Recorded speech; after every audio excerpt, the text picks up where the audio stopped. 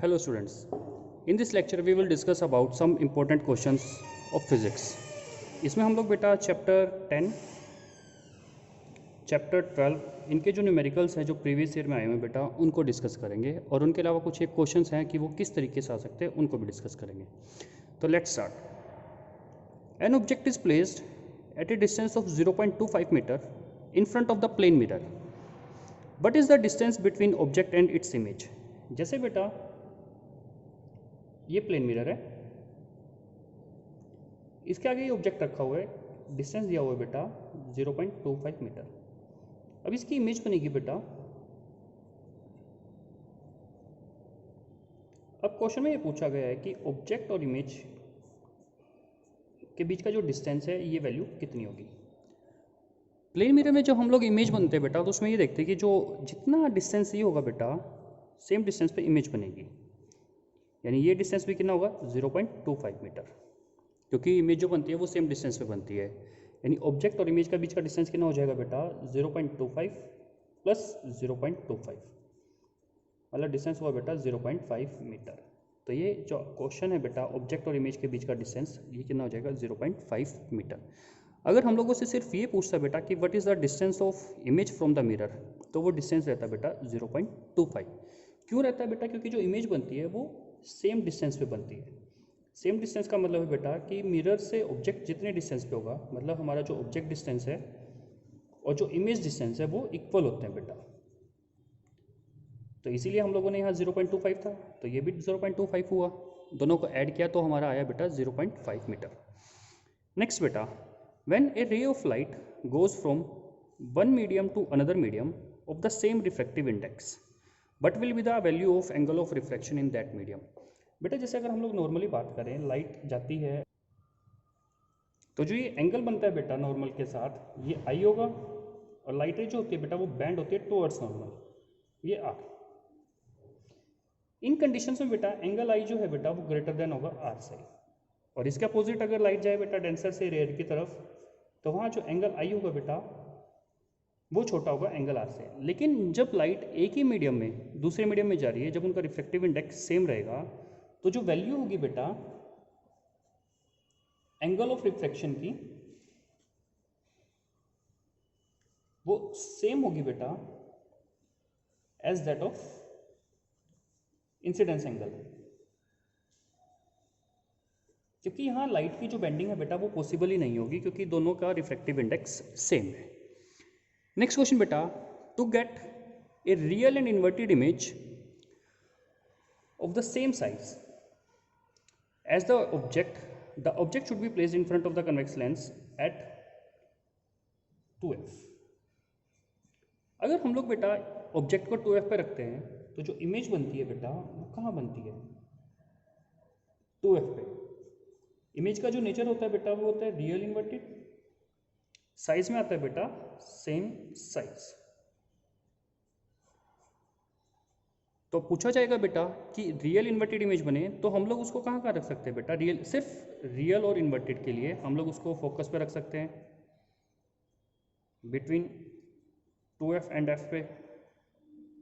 Third बेटा beyond 2f पे, fourth eight 2f और फिफ्थ इन्फिनिटी. अगर पूछा गया है कि सेम साइज तो सेम साइज में सिर्फ और सिर्फ एक कंडीशन आती है कि जब ऑब्जेक्ट होगा 2f पे. नेक्स्ट क्वेश्चन बेटा, ए spherical mirror and the lens each has focal length -10 centimetre. What is the nature of lens and the mirror? अब हम लोगों को पता है बेटा कि फोकल लेंथ -10 दी हुई है, तो माइनस में फोकल लेंथ होती है बेटा. लेंस की अगर बात करें तो कनकेव लेंस की होगी, मिरर की बात करें बेटा वो कनकेव मिरर की होगी. कनकेव लेंस का नेचर जो होता है बेटा वो डाइवर्जिंग नेचर का होता है लेंस में, डाइवर्जिंग नेचर. और कनकेव जो मिरर होगा बेटा वो होगा कन्वर्जिंग नेचर का. अगर आप लोगों से नाम पूछा गया है तो नाम में लिखेंगे बेटा कनकेव लेंस और कनकेव मिरर, और नेचर पूछा गया होगा बेटा तो डाइवर्जिंग और कन्वर्जिंग लिखते हैं. यहाँ पे बेटा रियल इन्वर्टेड और वर्चुअल इरेक्ट नेचर में नहीं आते. रियल इन्वर्टेड और वर्चुअल इरेक्ट जो होते हैं बेटा वो इमेज के नेचर होते हैं, लेंस के नेचर नहीं होते या मिरर के नेचर नहीं होते बेटा। नेक्स्ट क्वेश्चन बेटा, at what distance from A concave lens of focal length 20 centimetre a 6 centimeter high object is placed so as the image is formed at 15 centimeter from the lens. Calculate the size of image form. सबसे पहले हम लोग लिखेंगे बेटा कि क्या दिया हुआ है हम लोगों को। तो ये है बेटा कनकेव लेंस, फोकल लेंथ बेटा 20 सेंटीमीटर दी हुई है, हाइट ऑफ ऑब्जेक्ट बेटा 6 सेंटीमीटर, इमेज जो बनती है बेटा वो 15। अभी हम लोगों ने ये लिखा है। अगर हम लोग बात करें अब साइन कन्वेंशन के अकॉर्डिंग, तो फोकल लेंथ जो होगी बेटा वो माइनस में होगी, हाइट प्लस में रहेगी और इमेज भी माइनस में होगी, क्योंकि जो इमेज बनती है बेटा कनकेव लेंस में वो वर्चुअल इरेक्ट बनती है और वो सेम साइड ऑफ ऑब्जेक्ट बनेगी। अब हम लोगों को यू निकालना है बेटा, तो लेंस फॉर्मूला यूज करें बेटा 1/f = 1/v minus 1/u। You निकालना है बेटा, इसको इधर ले आते हैं और इसको हम लोग इधर कर देते हैं, तो 1/u किसके इक्वल हो जाएगा बेटा 1/v माइनस 1/f। अब इनकी वैल्यूज रखते हैं बेटा, 1/-15 माइनस -20 बेटा, माइनस 1/15 प्लस 1/20, एलसीएम लेंगे बेटा 60 -4 + 3, तो 1/u आ जाएगा बेटा -1/60। तो यहाँ से अगर हम लोग बात करें बेटा u की वैल्यू -60 सेंटीमीटर। तो जो ऑब्जेक्ट होगा बेटा वो हम लोग कहाँ रखेंगे 60 सेंटीमीटर पे। अब हम लोगों को निकालना है बेटा size of image form. Magnification होती है बेटा height of image upon height of object और v/u। या तो पहले हम लोग m निकाले बेटा, अगर m नहीं निकालते तो डायरेक्ट यहाँ से रिलेशन यूज कर सकते हैं, height of image = v/u into height of object. अब इनकी वैल्यूज रखें बेटा, v की वैल्यू -15 रखेंगे यहाँ, u की वैल्यू बेटा -60 और जो हाइट ऑफ ऑब्जेक्ट है बेटा वो रखेंगे 6 सेंटीमीटर। माइनस से माइनस कैंसिल हो जाएंगे बेटा, v की वैल्यू यहाँ 15 थी, इमेज बन रही थी 15 पे, ऑब्जेक्ट 60 पे है बेटा, ये 6, ये 4 हो जाएगा बेटा, ये 2 3/2 यानी बेटा ये बनेगा 1.5 सेंटीमीटर। यानी जो हाइट ऑफ इमेज है बेटा वो कितनी आएगी 1.5 सेंटीमीटर। ऑब्जेक्ट की हाइट है बेटा 6, इमेज बन रही है बेटा 1.5 सेंटीमीटर, यानी इमेज जो बनेगी वो क्या होगी बेटा वो diminished in nature, diminished in size. Nature की बात करेंगे तो इमेज बनेगी बेटा वर्चुअल और इरेक्ट। अब नेक्स्ट क्वेश्चन बेटा,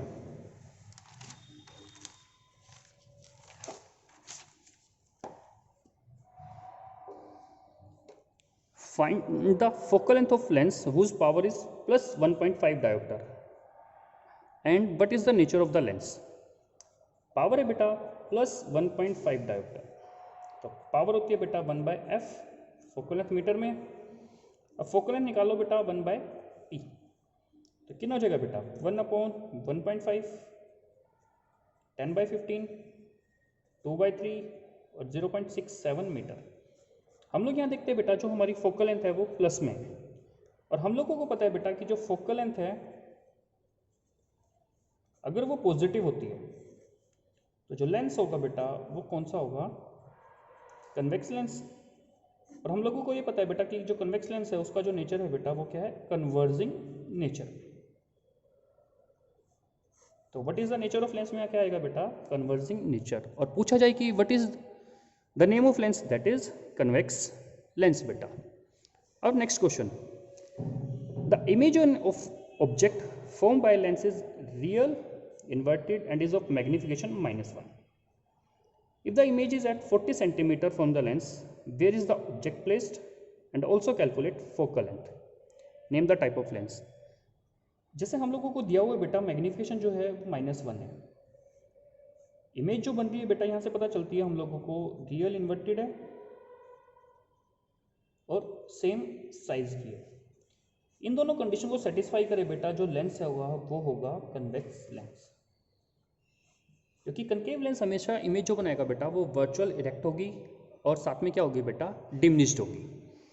अब हम लोग यहाँ यूज करते हैं बेटा v की वैल्यू 40, रियल है तो ये पॉजिटिव रहेगा बेटा, मैग्निफिकेशन यूज की जाए बेटा v by u, -1 is equal to 40 by u, जैसे ऑब्जेक्ट डिस्टेंस भी आ गया बेटा -40 centimetre.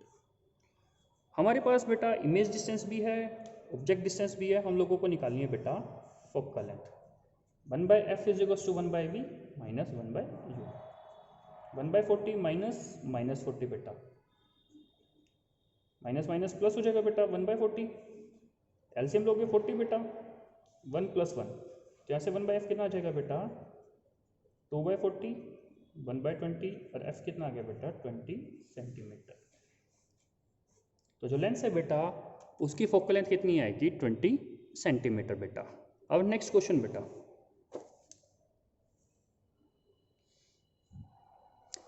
A mirror has focal length +10 centimetre, what is the type of mirror used. Focal length दी हुई है बेटा +10 सेंटीमीटर। हम लोगों को ये पता है बेटा कि जो मिरर है उसमें अगर फोकल लेंथ पॉजिटिव हो तो जो मिरर होता है बेटा वो कन्वेक्स मिरर होता है, साइन कन्वेंशन के अकॉर्डिंग बेटा ये मिरर होगा कन्वेक्स मिरर। नेचर बेटा इसका डाइवर्जिंग नेचर में होगा बेटा, नेचर होगा डाइवर्जिंग, नाम होगा बेटा कन्वेक्स मिरर। नेक्स्ट बेटा, right the factors on which resistivity of a conductor depend. Resistivity को हम लोग इस सिंबल से रिप्रेजेंट करते हैं बेटा, इस सिंबल को हम लोग बोलते हैं बेटा रो। इसकी एसआई यूनिट जो होती है बेटा वो होती है बेटा ओम मीटर। इस सिंबल को बेटा हम लोग हमेशा ऐसे ही लिखेंगे, अगर हम लोग इस सिंबल को ये लिखे बेटा एम और ये, तो ये जो होगा बेटा ये गलत हो जाएगा क्योंकि ये रिप्रेजेंट करता है मिली ओम को।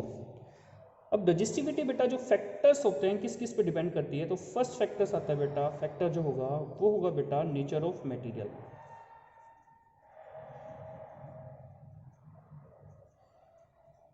सेकंड जो होगा बेटा वो होगा टेम्परेचर। रजिस्टिविटी सिर्फ इन्हीं दो फैक्टर्स पे डिपेंड करती है बेटा। अगर हम लोग वायर की लेंथ को कम करें ज़्यादा करें, उसकी थिकनेस को कम करेंगे ज़्यादा करेंगे, तो उसका बेटा इफेक्ट जो आता है वो रजिस्टेंस पे आएगा, उसकी रजिस्टिविटी पे कोई इफेक्ट नहीं आएगा, क्योंकि रजिस्टिविटी सिर्फ दो फैक्टर पे डिपेंड करती है, नेचर और टेम्परेचर। अगर हम लोग इन दोनों में से कुछ चेंज करते हैं तब रजिस्टिविटी चेंज होगी बेटा।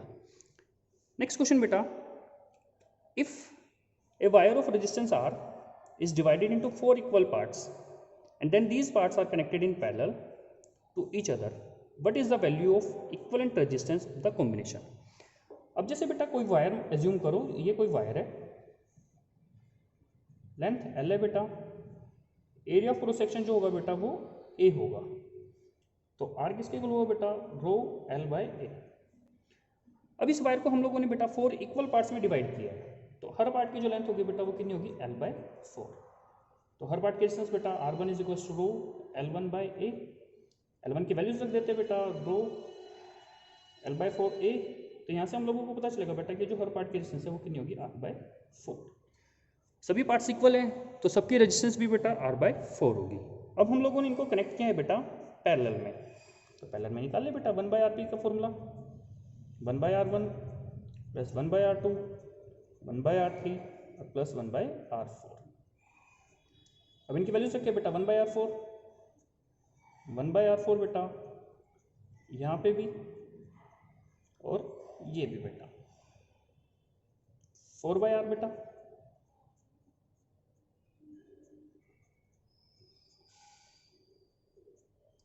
सिक्सटीन बाई, तो 1 बाई RP कितना आ जाएगा बेटा 16 बाई R, तो RP कितना आ गया बेटा R बाई 16।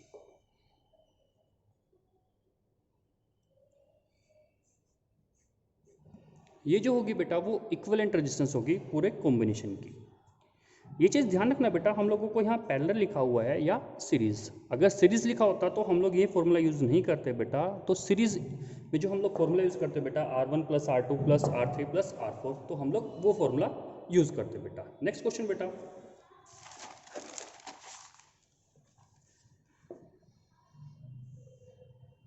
नेक्स्ट बेटा, if the length of conductor is doubled and its area of cross section is same, then by what amount its resistivity will change। अगर हम लोग बेटा जो कोई वायर है उसकी लेंथ को डबल कर दें, 12 कर दें, एरिया जो है बेटा वो सेम रखें, तो हम लोगों से पूछा गया है बेटा कि जो रेजिस्टिविटी है वो किस फैक्टर से चेंज करेगी। तो हम लोग यहाँ लिखेंगे बेटा नो चेंज। चेंज क्यों नहीं होगा? क्योंकि रेजिस्टिविटी क्या है बेटा, डज नॉट डिपेंड ऑन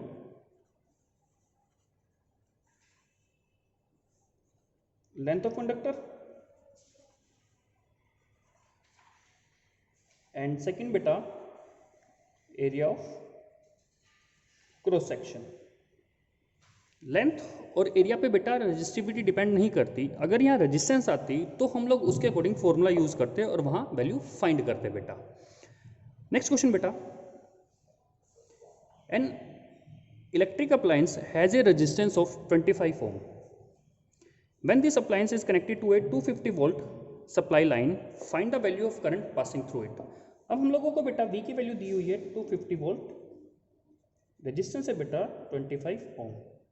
हम लोगों को करंट निकालना है बेटा, तो ओम्स लॉ से बेटा V किसके इक्वल होगा, IR। ये कहाँ से है बेटा, ओम्स लॉ। I निकालना है बेटा, क्या हो जाएगा V/R। अब इनकी वैल्यूज रख दे बेटा, 250 डिवाइड बाई 25, तो आ जाएगा बेटा 10। 10 के साथ A हमेशा लिखेंगे बेटा। A क्या रिप्रेजेंट करता है, एम्पियर, और एम्पियर क्या है बेटा, जो हमारा करंट है बेटा उसकी SI यूनिट। अगर हम लोग बेटा यहाँ एम्पियर नहीं लिखते तो हमारे यहाँ मार्क्स डिडक्ट होंगे। नेक्स्ट क्वेश्चन बेटा, two devices are connected between 2 points से A and B in parallel, which physical quantity will remains in between 2 points. अब जैसे दो डिवाइस है बेटा, कोई भी मान लो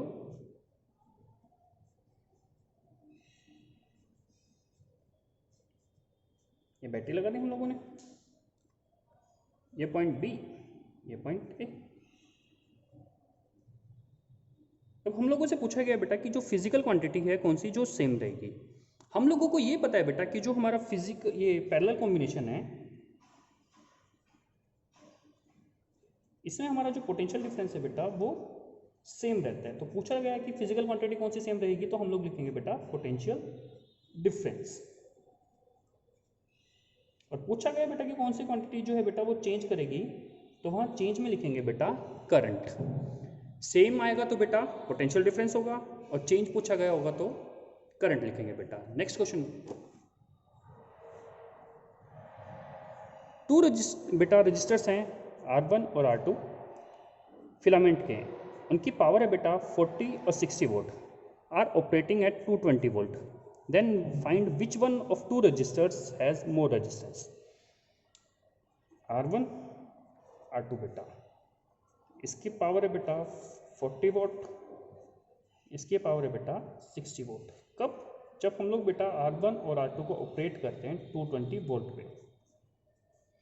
हम लोगों को फॉर्मूला पता है बेटा P is equal to V²/R। यहाँ से हम लोग R लिख सकते हैं V²/P। जब दोनों को हम लोग 220 वोल्ट पे रख रहे हैं बेटा, तो जो पोटेंशियल डिफरेंस होगा दोनों के क्रॉस वो क्या होगा, सेम होगा। तो यहाँ से हम लोग ये कह सकते हैं बेटा कि जो रेजिस्टेंस है वो इन्वर्सली प्रोपोर्शनल है पावर के। रेजिस्टेंस क्या बेटा, इन्वर्सली प्रोपोर्शनल ऑफ पावर। अगर पावर की वैल्यू ज़्यादा है तो रेजिस्टेंस कम होगी, और पावर कम है तो रेजिस्टेंस ज़्यादा होगी। अब ध्यान से देखिए बेटा कि जो 40 वोल्ट है उसकी वैल्यू कम है बेटा 60 वोल्ट से, तो इसलिए जो रेजिस्टेंस होगी बेटा R1 की वो ज़्यादा होगी R2 से। क्योंकि पावर कम है तो रेजिस्टेंस बढ़ेगी, 40 वोल्ट कम है बेटा तो R1 की वैल्यू ज़्यादा होगी। नेक्स्ट क्वेश्चन बेटा, two appliances of rating 200 volt at 250 volt and 100 volt at 250 volt are joined in parallel to a 250 volt supply. Find the value of current. अब जैसे बेटा इनको डायग्राम में रिप्रेजेंट करना चाहें तो एक ये R1, ये बेटा R2। R1 की रेटिंग बेटा 200 वोल्ट 250 वोल्ट, R2 की बेटा 100 volt 250 volt.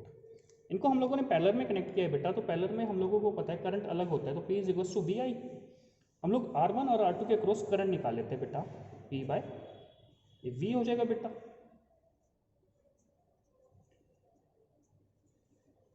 P bye B करके बेटा। I1 किसके इक्वल हो जाएगा बेटा, यहाँ ये P1 है बेटा, ये V1 है, ये P2 और V2, तो कितना हो गया बेटा 200 डिवाइड बाय 250, तो I1 आ जाएगा बेटा, ये 0 कैंसिल हुई, 4/5 0.8 एम्पियर। I2 की वैल्यू बेटा 100 डिवाइड बाई 250, 2/5 यानी 0.4 एम्पियर। अब इसमें से करंट जा रहा है बेटा I1 और इसमें से जा रहा है I2। तो अब हम लोगों को पूछा है बेटा कि टोटल करंट निकाल लो, अगर निकालना चाहें तो टोटल करंट, तो I1 प्लस I2 0.8 प्लस 0.4 ये हो जाएगा बेटा 1.2 एम्पियर। नेक्स्ट क्वेश्चन बेटा, the work done in bringing a unit charge from one point to another point is called potential difference। अगर यहाँ लिखा होता बेटा from infinity to that point, तो हम लोग वहाँ लिखते बेटा इलेक्ट्रिक पोटेंशियल। क्या लिखा होता बेटा अगर from infinity to that point, तो उस कंडीशन में आंसर आता बेटा हमारा इलेक्ट्रिक पोटेंशियल। नेक्स्ट क्वेश्चन बेटा,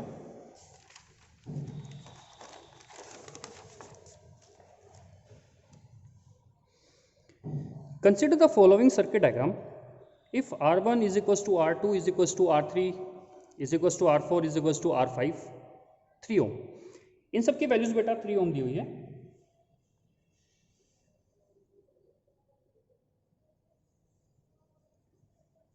हम लोगों को इक्विवेलेंट रेजिस्टेंस निकालनी है बेटा। इक्विवेलेंट निकालने के लिए बेटा सबसे पहले हम लोगों को ये देखना पड़ेगा कि सीरीज में कौन से होंगे और पैरेलल में कौन से होंगे। अब प्लस इधर है बेटा, माइनस इधर है, तो करंट फ्लो करेगा बेटा इधर। सपोज करते हैं कि करंट आई जा रहा है, R1 में से करंट आई जाएगा बेटा, लेकिन यहाँ पे बेटा करंट डिवाइड हो जाएगा, ये हो जाएगा I1 और ये I2। I1 इधर से जाता हुआ यहाँ तक आएगा बेटा, I2 इधर, फिर इसमें से आई जाएगा बेटा। तो इसका मतलब हुआ बेटा यहाँ R2 जो है और R3 ये सीरीज में है बेटा। पहले इनकी इक्विवेलेंट निकालते हैं। इक्विवेलेंट बेटा सपोज करते हैं 5 तक हम लोगों ने यूज़ किया, तो R6, तो R2 प्लस R3, 3 प्लस 3 कितना हो गया बेटा 6 ओम। R6 क्या है बेटा, इक्विवेलेंट रेजिस्टेंस ऑफ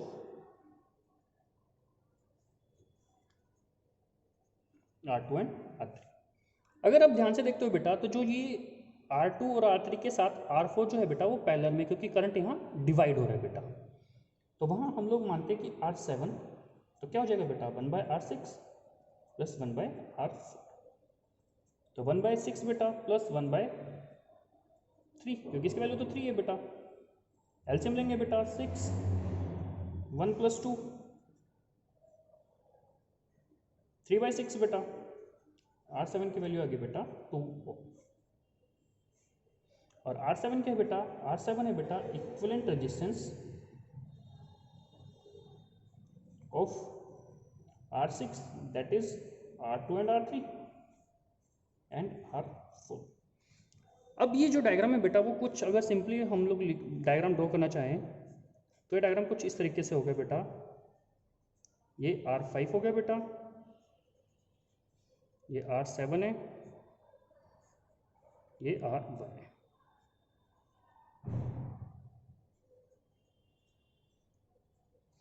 अब जो है बेटा R1, R7 और R5 तीनों सीरीज में बेटा, तो यहाँ जो R इक्विवेलेंट होगी वो क्या हो जाएगी बेटा R1 plus R7 plus R5, 3 बेटा।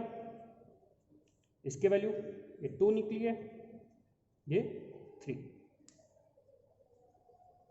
तो इक्विवेलेंट जो आएगी बेटा वो कितनी आएगी 8 ओम आएगी बेटा। डायग्राम में क्या था बेटा, अगर हम लोग ध्यान से देखें तो करंट यहाँ डिवाइड हो रहा था, करंट यहाँ और यहाँ सेम था, तो R2 और R3 किस में थे बेटा सीरीज में, तो R2 और R3 हम लोगों ने सीरीज में लिखा और वहाँ से हम लोगों ने R6 निकाला बेटा। R6 मतलब जो इक्विवेलेंट रेजिस्टेंस होगा R2 और R3 का, दोनों को प्लस किया बेटा 6। अब ये दोनों बेटा इसके साथ पैरेलल में थे, तो इन दोनों को हटा के बेटा R6 लिखा और R4 पैरेलल में था, तो 1/R6 प्लस 1/R4, तो ये कितना हुआ बेटा 1/6 प्लस 1/3, हम लोगों ने लिखा R7, R7 क्या रिप्रेजेंट करेगा, इक्विवेलेंट रेजिस्टेंस किसकी होगी बेटा, R6 की, R2 और R3 और यहाँ से R4 आ जाएगा बेटा। अब लास्ट में बचेगा R1, इस पूरे कॉम्बिनेशन का है बेटा R7 और ये R5, वो किस में होंगे, सीरीज में। वो वैल्यू हम लोगों ने यहाँ फाइंड आउट कर ली बेटा। अब नेक्स्ट क्वेश्चन बेटा,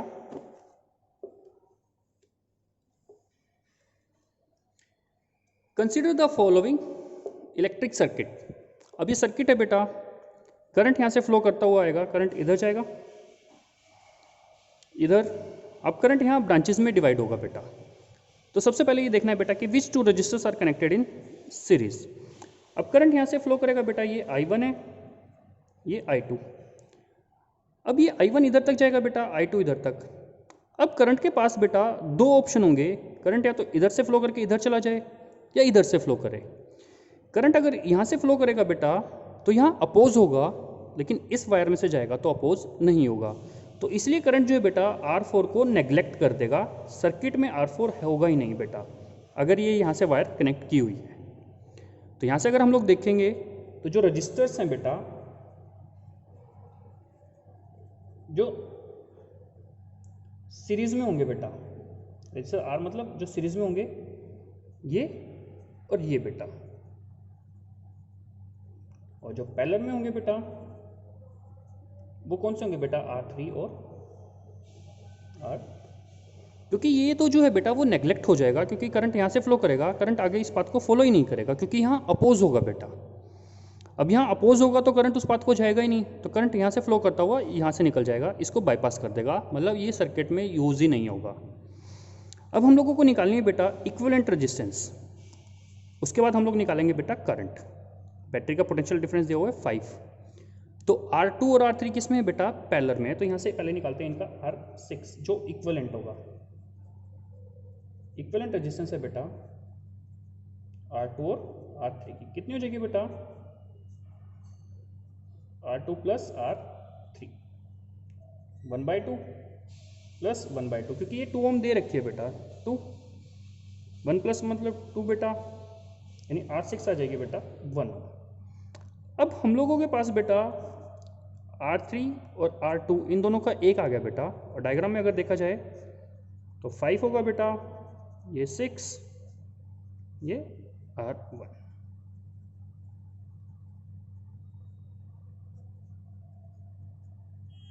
ये किस में होंगे बेटा, ये अब सीरीज में होंगे। तो सीरीज में होंगे बेटा तो इक्विवेलेंट निकाल लेते हैं हम लोग पूरे सर्किट की। R इक्विवेलेंट कितनी हो जाएगी, R1 प्लस R6, ये दर्ज हो गया बेटा, प्लस R5, कितना हो जाएगा बेटा, R6 की वैल्यू 1, R1 की 2 और R5 की 2 2 और ये बेटा 5 ओम। रेजिस्टेंस आई बेटा पूरे सर्किट की 5 ओम, और हम लोगों को निकालना है बेटा करंट। ओम्स लॉ यूज करें, V is equals to IR। I कितना हो जाएगा बेटा, V/R। 5/5 कितना आ गया बेटा, 1 एम्पियर। यानी पूरे सर्किट में जो करंट फ्लो कर रहा है बेटा वो कितना है, वो 1 एम्पियर है बेटा। और नेक्स्ट क्वेश्चन बेटा,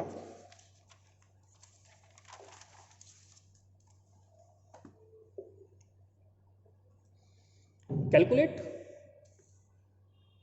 total cost of running of the following electrical devices in the month of September. If the rate of 1 unit of electricity is ₹6, electric heater है बेटा 100 वोट का, यूज़ कर रहे हैं 5 आवर्स डेली। टीवी 400 वोट है बेटा, 10 hours use कर रहे हैं डेली।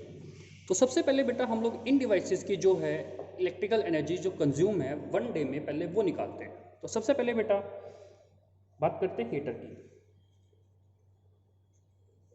पावर बेटा P1 1000 वोट, टाइम बेटा 5 आवर्स।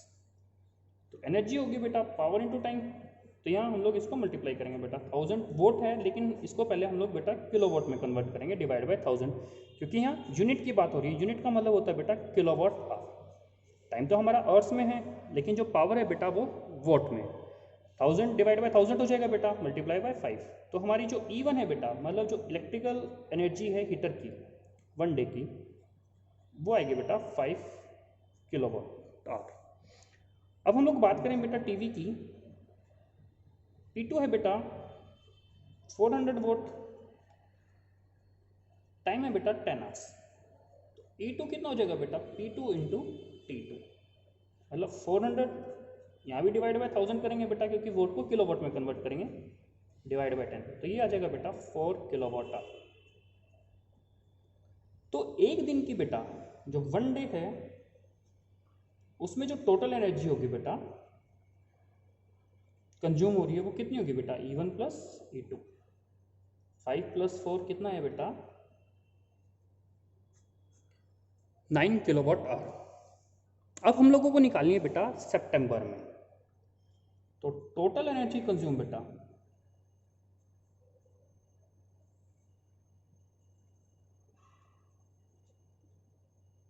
तो किसके मल्टीप्लाई करेंगे बेटा, एक दिन की कितनी है बेटा 9, नंबर ऑफ डेज सितंबर में होते हैं बेटा 30, ठीक हो जाएगी बेटा 270 किलोवाट आवर। तो हमारे पूरे मंथ में जो इलेक्ट्रिसिटी जो कंज्यूम हो रही है बेटा वो होगी 270 किलोवाट आवर। अब हम लोगों को निकालनी है बेटा कॉस्ट, तो कॉस्ट को क्या करेंगे बेटा, रुपीज़ जो 6 है उसको मल्टीप्लाई कर देंगे बेटा 270 से, क्योंकि टोटल एनर्जी कंज्यूम इतनी हो रही है। और इसको अगर सॉल्व करते हैं बेटा तो ये आंसर आता है बेटा 1620 और ये रुपीज़। बेटा यहाँ अगर यूनिट नहीं लगाओगे, यहाँ इनमें फॉर्मूले नहीं लिखते तो यहाँ नंबर कटते हैं। और एक चीज़ ध्यान रखना बेटा, जहाँ यूनिट लिखा होगा 1 यूनिट ऑफ कॉस्ट, तो जो एनर्जी है बेटा वो किलोवाट आवर में होगी, और जहाँ जहाँ वोट दे रखा है बेटा उसको हम लोग किलोवाट में कन्वर्ट करेंगे बेटा। Our next question is, consider the following diagram in which M is a mirror, P is an object, and Q is its magnified image formed by the mirror.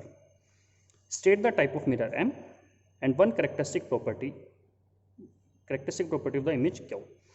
अगर हम लोग यहाँ बात करें बेटा, M जो है वो मिरर है, P ऑब्जेक्ट है, M जो है बेटा वो इमेज है, लेकिन इमेज के साथ बेटा कंडीशन डाल दी कि वो मैग्नीफाइड है।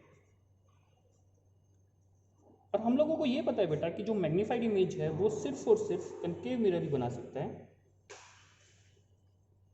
और वो भी कब बेटा, जब ऑब्जेक्ट रखा होगा बिटवीन F एंड P, क्योंकि जो इमेज बन रही है बेटा मिरर के बैक साइड में बन रही है, यानी जो इमेज बनेगी वो कैसी होगी बेटा, वर्चुअल और इरेक्ट। तो सबसे पहले हम लोगों को पूछा गया कि मिरर M क्या है बेटा, तो जो मिरर M होगा वो होगा बेटा कनकेव मिरर। जो इमेज है बेटा Q, उसकी कैरेक्टरिस्टिक्स में बेटा इमेज जो बनेगी वो वर्चुअल होगी, इरेक्ट होगी, मैग्नीफाइड बेटा हम लोगों को दी हुई है, इमेज बनेगी कहाँ पे बेटा, बिहाइंड द मिरर। तो कैरेक्टरिस्टिक में बेटा वर्चुअल, इरेक्ट, ये हम लोग लिख सकते हैं। ये चीज़ें हम लोग कब बता सकते हैं बेटा, जब हम लोगों को रे डायग्राम्स की अच्छे से प्रैक्टिस की होगी। अगर हम लोगों को रे डायग्राम्स अच्छे से नहीं आते होंगे बेटा, तो उस कंडीशन में हम लोग ये देख के भी नहीं बता सकते हैं कि ये किस टाइप का इमेज होगा, किस टाइप के मिरर यूज़ हम लोग करेंगे या लेंस यूज़ करते हैं। Our next question is,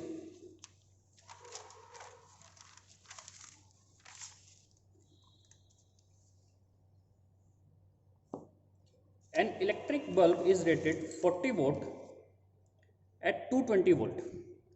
How many bulbs can be connected in parallel with each other across the two wires of 220 volt line if maximum allowable current is 6 ampere? अब हम लोगों के पास बेटा एक बल्ब है, उसकी रेटिंग दी हुई है बेटा 40 वोल्ट 220 वोल्ट। अब इन बल्ब्स के जो है बेटा हम लोगों को नंबर्स निकालने की कितने नंबर्स यूज़ करेंगे, कब, जब हम लोग उनको पैरेलल में यूज़ करते हैं। कंडीशन क्या है बेटा, उन पैरेलल्स में यूज़ करते हुए हैं, जैसे हम लोगों ने यहाँ यूज़ किए, मैक्सिमम जो करंट जाएगा बेटा वो 6 एम्पियर जाएगा, कब, जब पोटेंशियल डिफरेंस कितना होगा 220 वोल्ट। तो सबसे पहले तो हम लोग बेटा इस पूरे सर्किट की इक्विवेलेंट रेजिस्टेंस निकाल लेते हैं। डी की वैल्यू बेटा 220 वोल्ट, करंट जो है बेटा वो 6 एम्पियर है बेटा। तो अगर हम लोग यहाँ ओम्स लॉ लगाएंगे बेटा V = IR, तो जो R आएगा बेटा वो पूरे सर्किट की आएगी, तो RP की वैल्यू कितनी हो जाएगी बेटा, V/I 220 / 6। सोल्व करोगे तो बेटा 110 / 3, और इसको सोल्व करोगे बेटा ये 36.66 चलता रहेगा, 36.6 लिख दो ओम। पूरे सर्किट की इक्विवेलेंट रेजिस्टेंस आएगी आरपी। तो हम लोग यहाँ से यूज़ करते हुए बेटा सिंगल बल्ब की जो पावर है, पोटेंशियल डिफरेंस है, यहाँ से रेजिस्टेंस निकाल सकते हैं। फॉर्मूला बेटा P = V² आर। आर कितना हो जाएगा बेटा, V² as it is power नीचे 220² डिवाइड बाय 40। तो कितना आ जाएगा बेटा, इसको सोल्व करोगे तो ये 484, ये 00, 40 एज इट इज बेटा। इसको हम लोग सोल्व करेंगे तो ये आएगा बेटा 1210। सिंगल जो बल्ब है बेटा उसकी जो रेजिस्टेंस आएगी वो आएगी 1210 ओम। पैरेलल में है, फॉर्मूला इसको दो बेटा 1/RP, 1/R1 + 1/R2 up to n, क्योंकि नंबर हम लोगों को निकालने हैं लेकिन ये वैल्यू भी इक्वल है तो हम लोग लिख सकते हैं बेटा 1/RP को 1/R + 1/R up to n।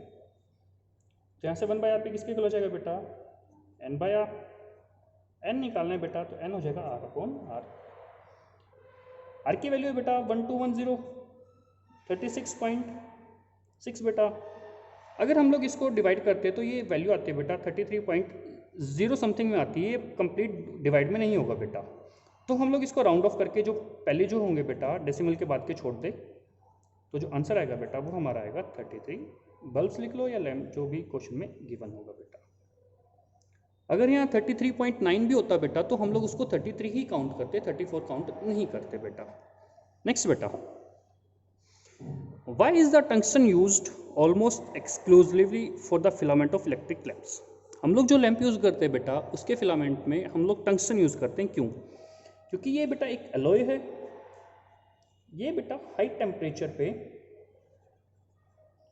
Melt नहीं होता बेटा, मेल्ट नहीं होगा, ऑक्सीडाइज भी नहीं होता बेटा। इसकी जो रेजिस्टिविटी है बेटा एलॉय की वो ज़्यादा होती है बेटा, इससे हम लोगों को जो हीट मिलती है वो भी ज़्यादा होगी, मोर होगी। इसीलिए हम लोग बेटा जो फिलामेंट्स होते हैं उसके लिए टंगस्टन यूज़ करते हैं बेटा। नेक्स्ट क्वेश्चन बेटा,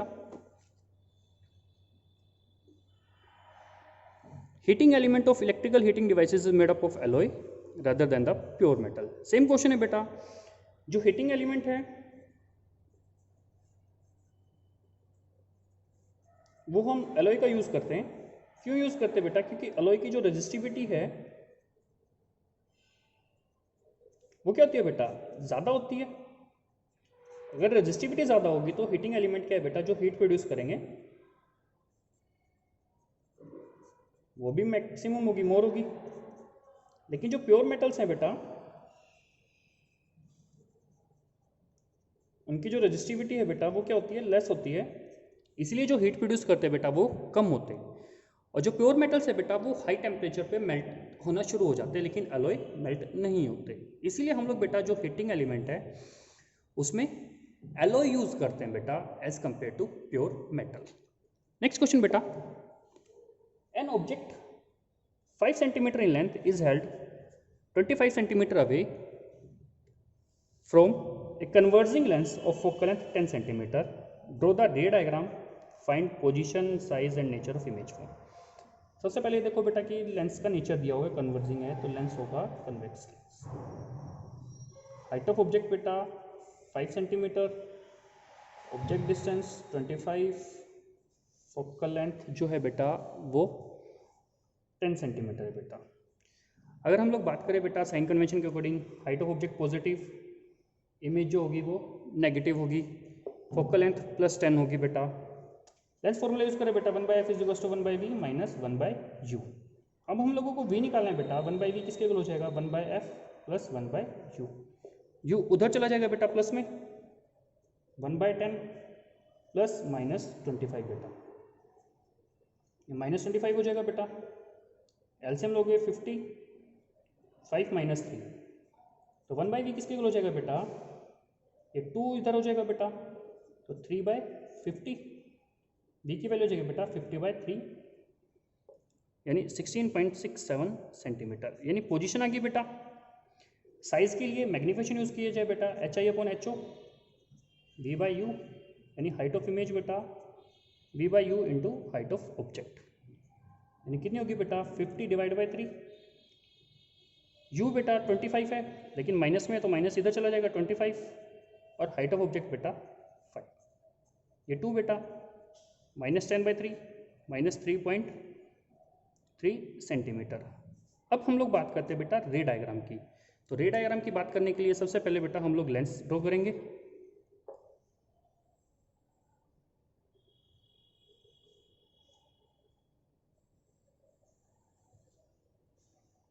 ये ऑप्टिकल सेंटर बेटा, फोकस, ये डबल बेटा, ये एफ और ये 2f। सबसे पहले देखिए बेटा कि हमारी फोकल लेंथ कितनी है 10। अब ये 10 है बेटा, तो 2f जो होगी हमारी कितनी होगी 25। ऑब्जेक्ट रखा है 25 पे, यानी ऑब्जेक्ट होगा बेटा बियॉन्ड 2f। तो इस कंडीशन में जो इमेज बनती है बेटा वो कहाँ बनती है, f और 2f के बीच में। तो हम लोगों को रे डायग्राम कंप्लीट करना है बेटा। ये पैरेलल आएगी, फोकस से जाएगी बेटा ये इधर, दूसरी बेटा ऑप्टिकल सेंटर से जाएगी, ये इधर मीट करेंगे। यहाँ जो एरोज होंगे बेटा वो लगाओगे, ऑप्टिकल सेंटर को मार्क करोगे, f 2f इनको मार्क करोगे बेटा। अगर एरो नहीं लगाते बेटा उसके मार्क्स करते हैं। अब आपका जो रे डायग्राम है उसको ध्यान से देखिए बेटा, यहाँ ये 10 है बेटा, ये 20 है, तो हमारी जो इमेज डिस्टेंस आई है बेटा वो 16.67 सेंटीमीटर है, मतलब 10 और 20 के बीच में है। इसीलिए हमारा जो आंसर है बेटा वो ठीक है। अगर हम लोगों के आंसर में यहाँ कुछ और आता है बेटा, इसके अकॉर्डिंग नहीं आता, तो हमारा आंसर में बेटा कहीं ना कहीं कैलकुलेशन मिस्टेक है। और नेक्स्ट क्वेश्चन इज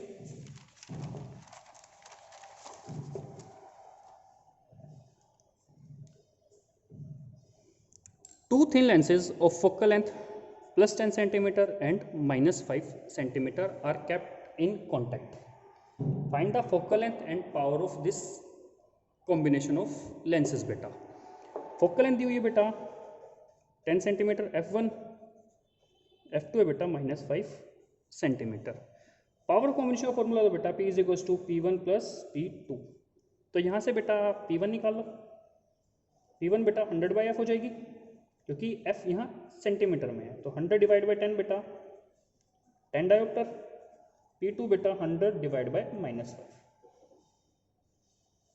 -5 हो जाएगी बेटा यहाँ पे, -20 डायोप्टर बेटा। तो पावर ऑफ कॉम्बिनेशन हो जाएगी बेटा 10 + -20 -10 डायोप्टर। पावर आ गई बेटा कॉम्बिनेशन की। फोकल लेंथ निकाल लो बेटा, f = 1/p 1/10 यानी -0.1 मीटर बेटा। नेक्स्ट क्वेश्चन बेटा, to construct a ray diagram we use 2 rays which are so chosen that it is easy to know their direction after reflection from the mirror। अब हम लोगों को पता है बेटा कि जब भी रे डायग्राम बनाने आते हैं तो जो मिनिमम रेज चाहिए होती है हम लोगों को रे डायग्राम ड्रॉ करने के लिए वो 2 होती हैं बेटा। और हम लोग वो 2 रेज इस तरीके से चूज करते हैं कि हम लोगों को उनका पाथ पता हो रिफ्लेक्शन के बाद। List 2 such rays and state the path of these rays after reflection in case of concave mirror। अब कनकेव मिरर के केस में बेटा हम लोगों को 2 रेज चूज करनी है जिनका पाथ हम लोगों को पता हो आफ्टर रिफ्लेक्शन। जैसे बेटा ये मिरर है बेटा,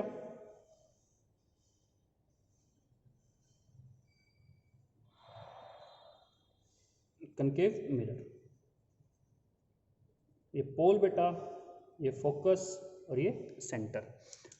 अब हम लोगों को 2 चाहिए बेटा। सबसे पहले हम लोग फर्स्ट रे ड्रॉ करते हैं। फर्स्ट रे क्या है बेटा, अगर लाइट रेज प्रिंसिपल एक्सिस के पैरेलल आती है तो रिफ्लेक्शन के बाद बेटा फोकस से चली जाएगी। तो हम लोगों को इस रे का पाथ पता है कि लाइट रे पैरेलल आई है बेटा, फोकस से चली जाएगी। सेकंड बेटा, अगर हम लोग लाइट को सेकंड डायग्राम में अगर ड्रॉ करना चाहें बेटा,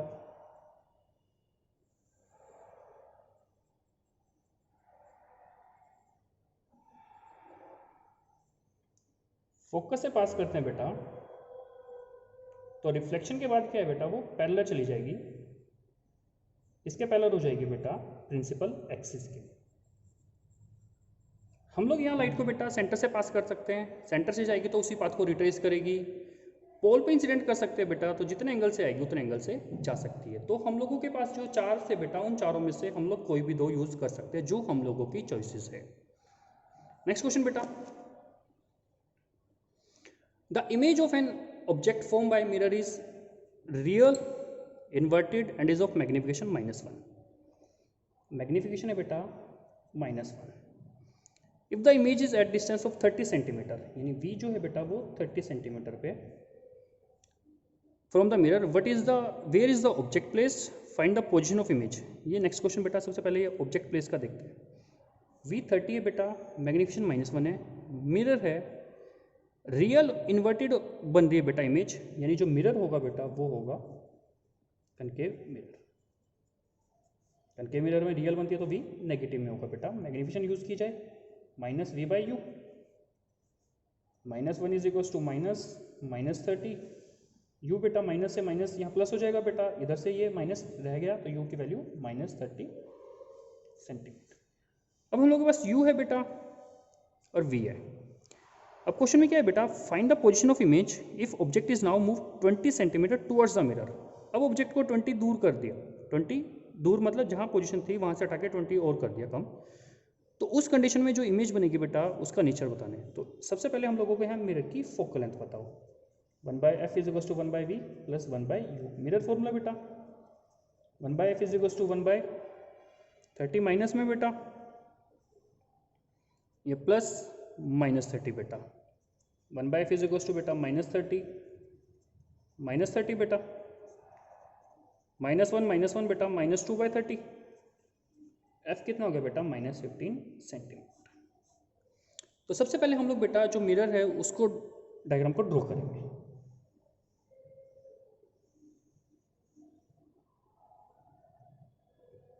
पोल, फोकस और सेंटर, ये 15 बेटा, ये 30। स्टार्टिंग में ऑब्जेक्ट बेटा सेंटर पे था, अब ऑब्जेक्ट में क्या है बेटा 20 सेंटीमीटर को मूव किया है किधर, टुवर्ड्स मिरर, यानी जो न्यू ऑब्जेक्ट डिस्टेंस होगा वो कितना होगा बेटा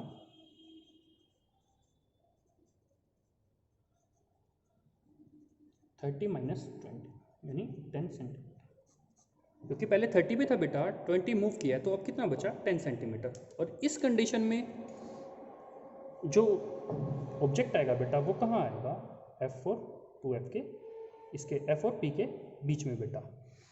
और इस कंडीशन में बेटा ये पूछा गया कि what is the nature of image form. हम लोगों को पता है बेटा कि अगर इमेज जो ऑब्जेक्ट है बेटा अगर रखा हो बिटवीन f और p, तो जो इमेज बनती है बेटा वो बनती है वर्चुअल और इरेक्ट। अब हम लोगों को पूछा बेटा justify your answer with the help of रे डायग्राम। रे डायग्राम ड्रॉ कर लो बेटा। यहाँ से जो लाइट रेज है बेटा वो पोल पे इंसिडेंट करो, ये बेटा सेंटर से चली गई, बैकवर्ड प्रोड्यूस करो बेटा इनको, तो ये इमेज बनी बेटा वर्चुअल और इरेक्ट। अगर हम लोगों को यहाँ पोजीशन पूछी जाती है बेटा तो हम लोग u की वैल्यू को 10 रखते, फोकल लेंथ 15 रखते और वहां से v निकाल लेते बेटा। Our next question is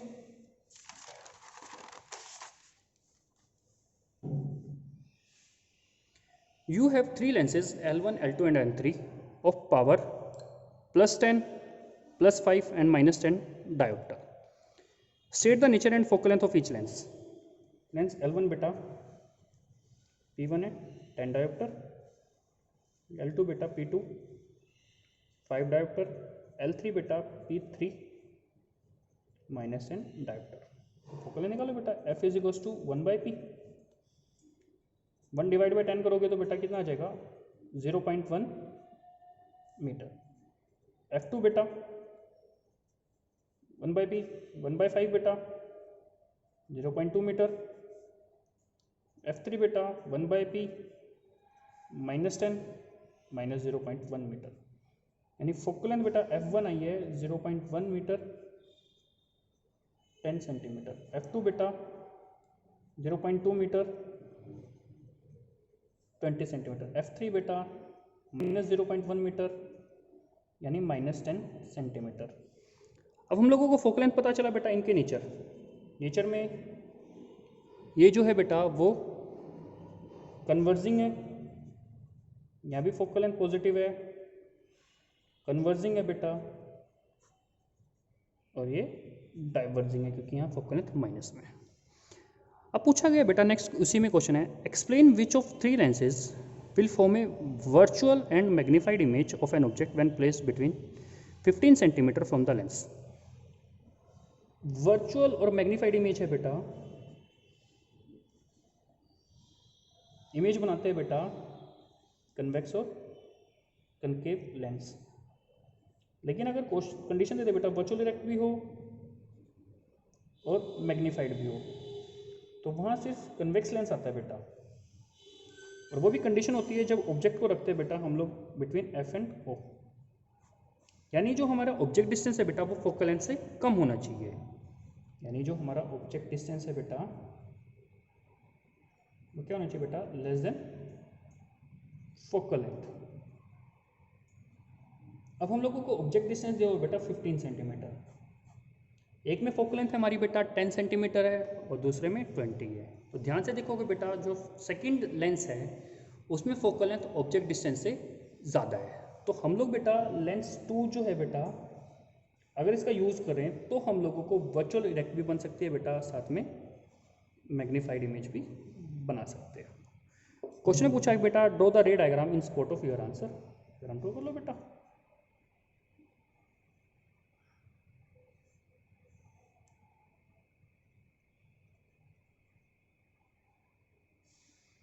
object जो होगा बेटा वो कहाँ होगा, इन दोनों के बीच में, रे बेटा पैरेलल, फोकस से गई बेटा ये ऑप्टिकल सेंटर चलेगी, ये दोनों डाइवर्ज हो जाएंगे बेटा, बैकवर्ड प्रोड्यूस करोगे तो इमेज बनेगी बेटा, कहाँ बनेगी, सेम साइड ऑफ ऑब्जेक्ट, और इमेज का जो नेचर होगा बेटा वो वर्चुअल और इरेक्ट होगा। नेक्स्ट क्वेश्चन बेटा,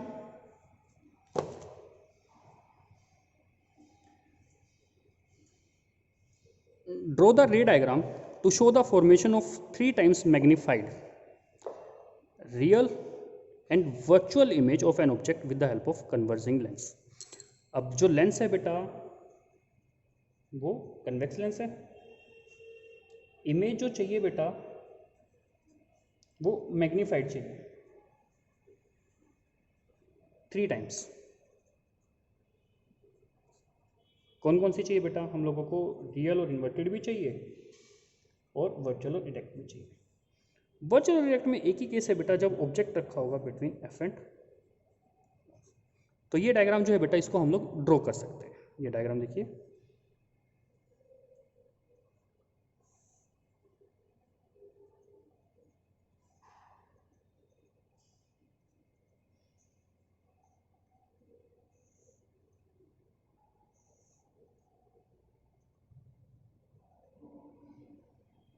ये बन गई बेटा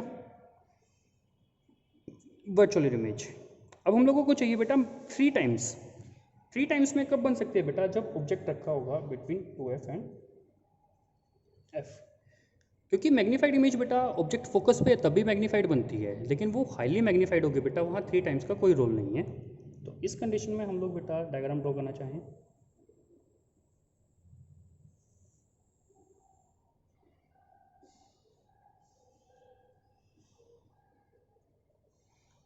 तो ऑब्जेक्ट कहाँ होगा बेटा बिटवीन 2f एंड f, तो इमेज जो बनेगी बेटा वो यहाँ बनेगी।